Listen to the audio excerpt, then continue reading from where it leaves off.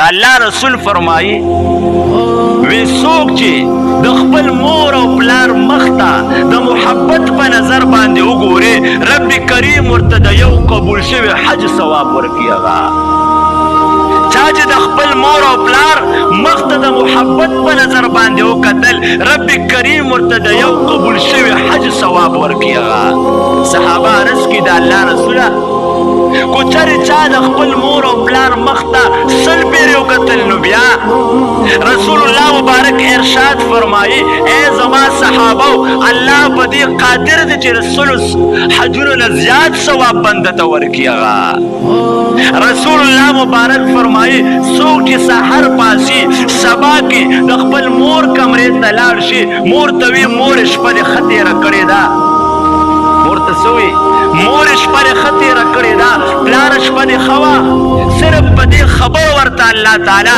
The you call د عبادت ثواب د دغې بچي په عمل نامه جوړېږي. هغه دا مقام چا ورکو دې مور ته دا مقام چا ورکو دې پلار ته رسول الله مبارک فرمایي کومه ښځه او خاوند چې خپلې ښځې ته وخاندي او ښځه چې خاوند ته وخاندي په دې محبت باندې الله تعالی په خپله تبسم فرمایي. هغه الله په خندا او تبسم فرمایي.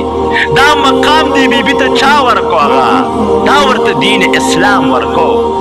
او کومه معاشره کې چې دین اسلام نشته د هغې معاشرې ته پلار پته نه لګي کوم ځای دیره دی د اولاد پته نه لګي کوم ځای دیره دی د بیبي پته نه لګي کوم ځای ده د اولاد پته نه لګي کوم ځای باغي در په در خاورې په سر ګرځي. هغه ستا نه به خپل اولاد بیا روکي.